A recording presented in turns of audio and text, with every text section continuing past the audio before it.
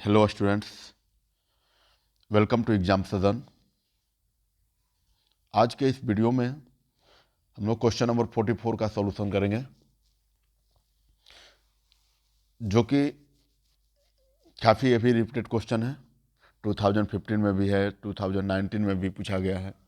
ठीक है, आइए क्वेश्चन को सिंप्लीफिकेशन करते हैं। Solution: find how many 2 digit natural numbers are divisible by 7। इस क्वेश्चन में फ्रेंड्स कह रहा है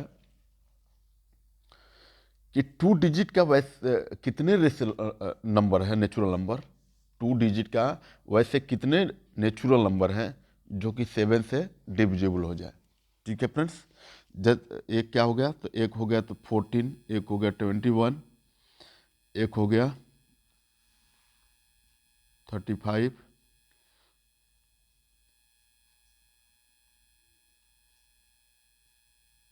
70, 77, इस तरह से करके 2 डिजिट के वैसे कितने नेचुरल नंबर है जो 7 से डिविजिबल हो जाए। देख रहे हैं फ्रेंड्स कि ये वाला 2 डिजिट का नंबर सारे के सारे 2 डिजिट के नंबर है जो क्या है, 7 से एग्जैक्टली डिविजिबल है। तो आपको वही नंबर फाइंड करना है। ठीक है, तो अगर हम लोग किसी भी तरह का कोई भी टर्म फाइंड करते हैं तो क्या हमको मिलेगा, तो हमको यही मिलेगा। हम लोग क्या करते हैं कि फर्स्ट टाइम में जो डिविजिबल वाले नंबर है उसको लिख लेते हैं। फर्स्ट टाइम में डिविजिबल वाले नंबर है, क्या क्या हो सकते हैं। कह रहा है कि 2 digit number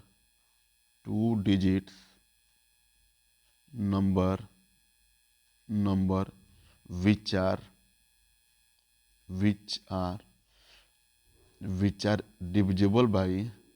which are divisible by 7, that is which are divisible by 7, the form of an AP, जो AP के भी फॉर्म में हो। तो क्या हो सकता है, 14, 21, 28, ऐसे ऐसे करके, ठीक है, 98 तक बीच में। ठीक है फ्रेंड्स, 98 तक ही हो सकता है, क्योंकि अगला नंबर जो लेंगे, आगे का स्केल नंबर लेंगे तो क्या हो जाएगा, अब 3 डिजिट में आ जाएगा। ठीक है फ्रेंड्स, तो आपको इतना ही तक लेना है नंबर, क्योंकि यही नंबर जो होता है 2 डिजिट का है, और 2 डिजिट के होने के साथ साथ 7 से भी डिविजिबल है। तो यहाँ पर क्वेश्चन में वही कह रहा है कि हाउ मेनी 2 डिजिट नंबर, मतलब 2 नंबर का ही आपको नंबर लेना है। 2 डिजिट का ही जो होता है, क्या करना है आपको, नंबर लेने हैं। तो 2 डिजिट का जब नंबर लीजिएगा तो आगे इसके 97, 98 यहाँ पर है, लास्ट 98 तक हो सकता है।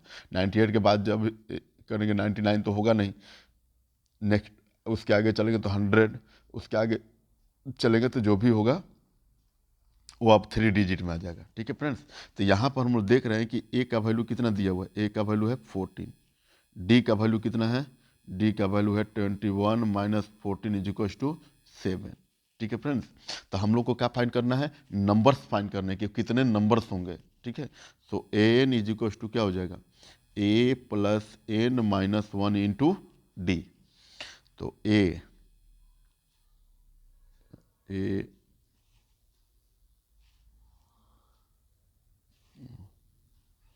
ए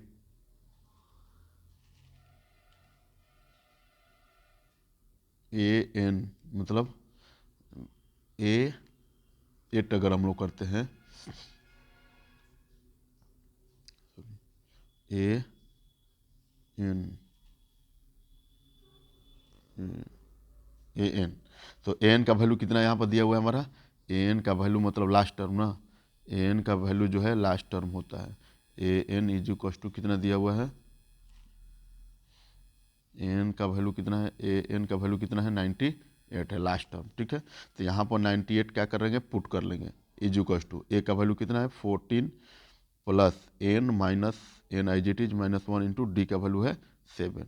इसके बाद क्या करेंगे, ये 7 को लाकर हम लोग क्या कर सकते हैं, इधर डिवाइड भी कर सकते हैं, बट अभी 98 इज इक्वल टू ये हमारा जो 14 है, इधर आएगा तो माइनस में हो जाएगा, इधर आएगा तो माइनस में हो जाएगा 14 इज इक्वल टू, इसमें मल्टीप्लाई करेंगे कितना होगा 7n माइनस 7। सो 98 में 14 को सब्ट्रैक्ट करेंगे तो कितना आएगा, 98 में हमारा ये हो जाएगा 4 और हो जाएगा 80 is equal to 7n minus 7। So 84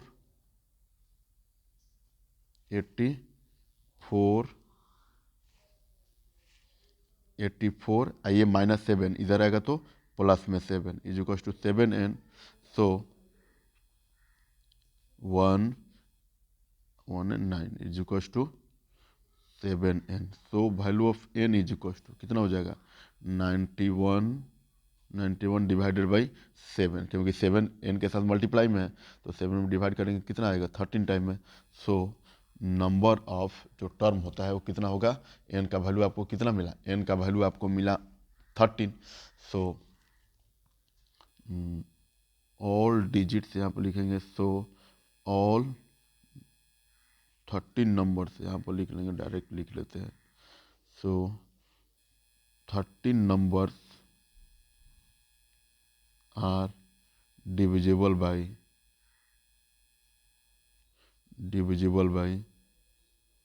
13 numbers are divisible by आपका है 7। ठीक है फ्रेंड्स, जो 2 डिजिट का नंबर है। ठीक है, ये आपका हो गया क्या answer. Next question number 45। Question number 45। ठीक है फ्रेंड्स, तो क्वेश्चन नंबर 45 में देख रहे हैं कि कह रहा है कि find the 10th term of the sequence. अच्छा, ये सीक्वेंस में दिया हुआ है। ठीक है, एपी का जो सीक्वेंस होता है उसमें सीक्वेंस दिया है, इसके आगे जो होता है 1 2 3 मतलब 3rd टर्म तक दिया हुआ है, और उसके आगे जो 10th टर्म होता है उसको आपको बताना है। ठीक है फ्रेंड्स, जस्ट क्वेश्चन नंबर इसका और में है कि फाइंड द नेक्स्ट टर्म, मतलब 1 2 3 4 इसका 5 पोलर टर्म फाइंड करना है। तो दोनों क्वेश्चन जो होता है सेम है। ठीक है फ्रेंड्स, जो बाकी काफ़ी रिपीटेड क्वेश्चन ये भी है। तो आइए एक क्वेश्चन को हम लोग सिंप्लीफाई करेंगे, बचा हुआ एक क्वेश्चन जो होते हैं आप सिंप्लीफाई कर लेंगे, क्योंकि दोनों का तो प्रोसेस जो होता है, पैटर्न जो होता है सेम ही है। ठीक है, तो हम लोग क्या करेंगे कि कह रहे यहाँ पर कह रहे हैं कि find the 10th term of the sequence. Sequence में दिया हुआ है, आपको क्या करना है, इसको सिंप्लीफाई कर देना है और 10th टर्म फाइंड करना है। आइए देखते हैं। सॉल्यूशन इज इक्वल टू क्या होगा, तो हम लोग जब इसको करेंगे तो करेंगे let first term is equal to A and common difference is equal to क्या कर लेंगे, एंड कॉमन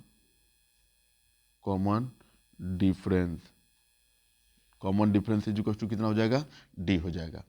तो जब डी हो जाएगा तो हमारा एपी का फॉर्म क्या है, AP is equal to, AP क्या है हमारा है 2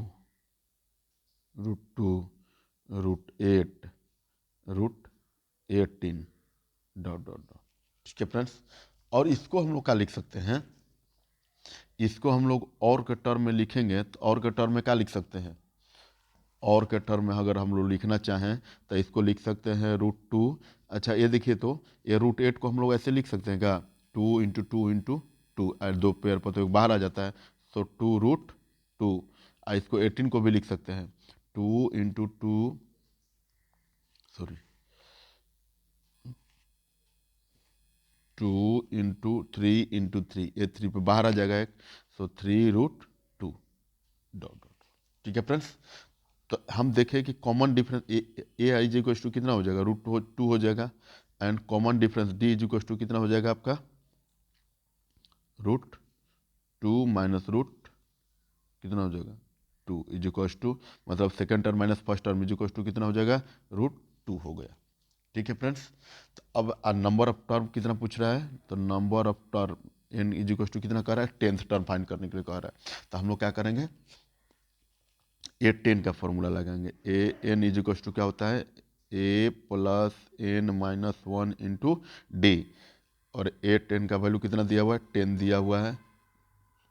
तो ए 10 इज इक्वल टू कितना होगा, ए का वैल्यू है √2 प्लस एन माइनस 1, एन का मतलब 10 माइनस 1 इंटू डी का वैल्यू कितना हो जाएगा, डी का वैल्यू आपका हो जाएगा दिया हुआ है √2। So root 2 as it is plus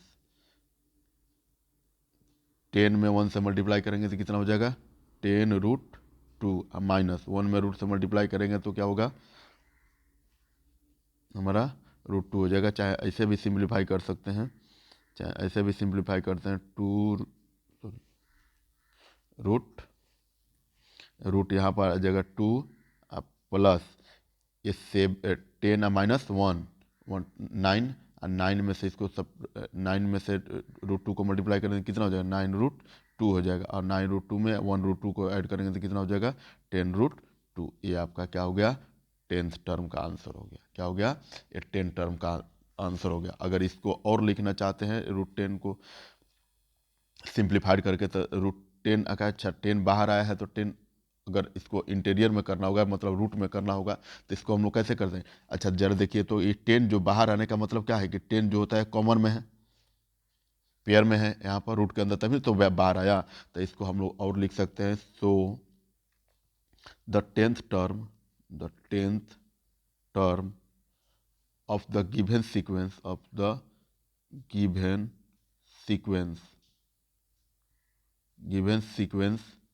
is equals two is कितना हो गया तो ये रूट में आ जाएगा कितना रूट में आ जाएगा 10 इंटू 10 इंटू √2 तो ऑलरेडी है तो कितना 10 10 जा 100 टू जा रूट में 200। ये भी आंसर हो गया आपका। ठीक है फ्रेंड्स रूट वाले टर्म में।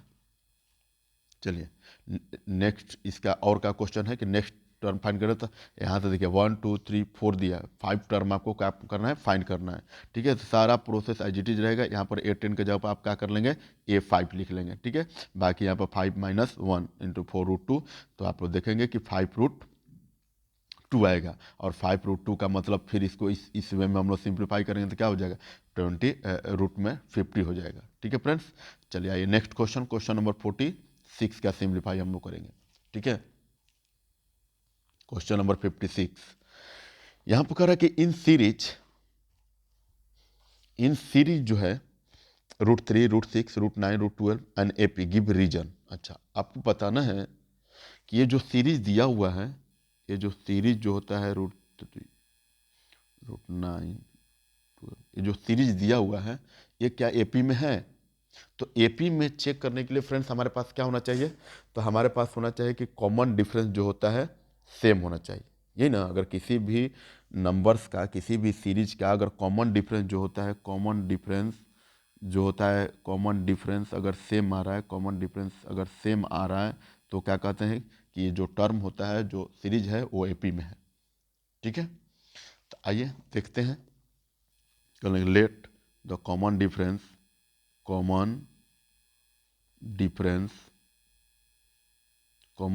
इज इक्वल टू कितना हो जाएगा कॉमन डिफरेंस आपका हो जाएगा D।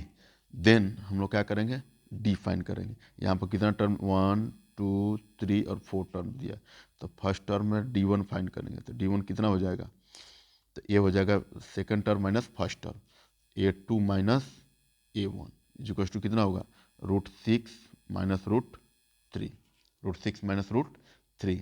तो अब जरा देखिए कि √6 को हम लोग क्या लिख सकते हैं √6 को अगर लिखना होगा तो हम लोग क्या लिख सकते हैं √3 इंटू √2 माइनस √3। कोई प्रॉब्लम हुआ तो जब क्योंकि 3 2 जा 6 फिर √6 हो जाएगा और इसमें जब कॉमन निकालेंगे √3 तो यहाँ पर कितना बचेगा यहाँ पर √2 यहाँ पर बचा √2 क्योंकि 3 जो है बाहर आ गया, यहाँ पर बचेगा √3 ये भी बाहर आ गया तो यहाँ पर बचेगा 1 इसका फर्स्ट लगा। नेक्स्ट कॉमन डिफरेंस फाइंड करेंगे D2 इज इक्वल टू तो कितना हो जाएगा 3 माइनस 2 मतलब third term minus second term तो ये हो जाएगा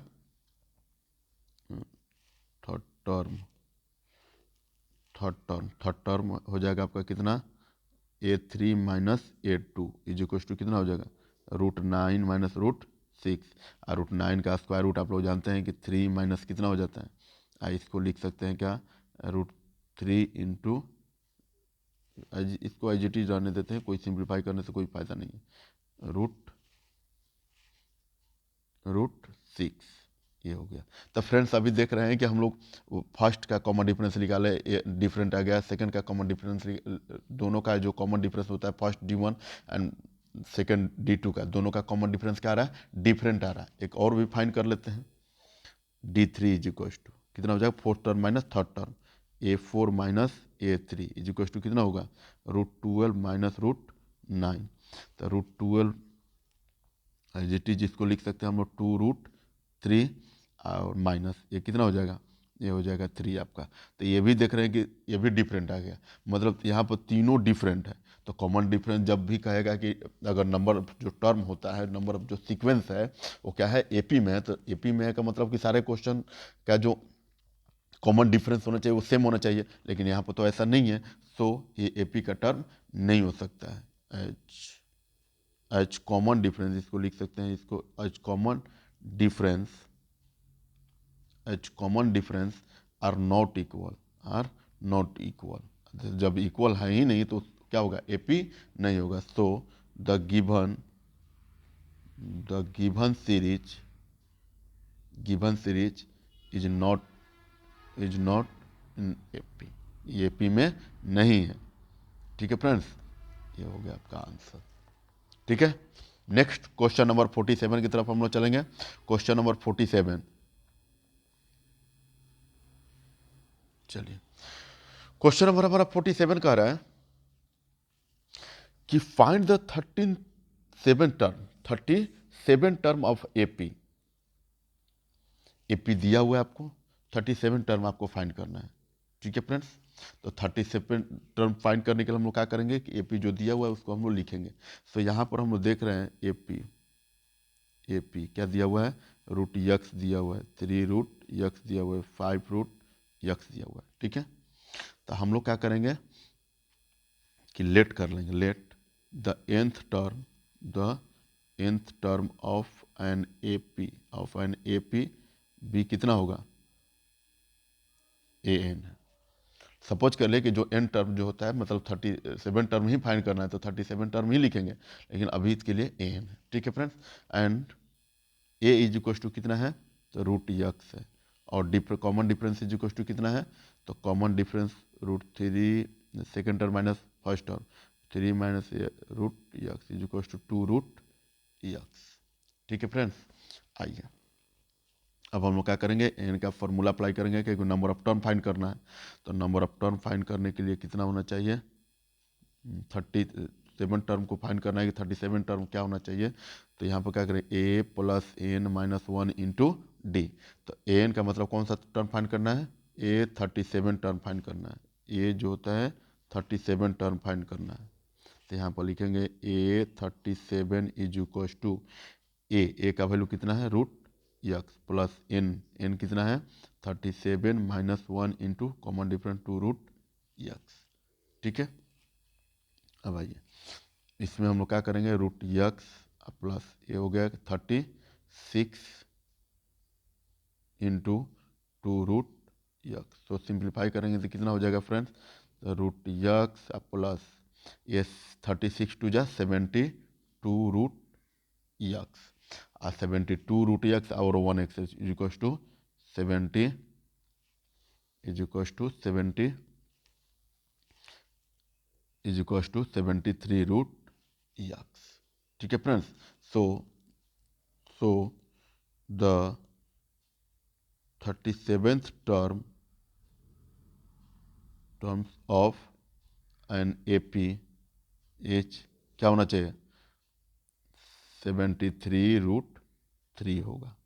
अगर इस तरह का कोई जो होता है एपी का सीरीज जा रहा है, तो इसका 1 2 3 टर्म तो इतना तक है, तो 37 टर्म क्या किसके टर्म होना चाहिए, तो 73√3 के टर्म में होना चाहिए। ठीक है फ्रेंड्स, आज के लिए इतना ही इस वीडियो के लिए। नेक्स्ट इसके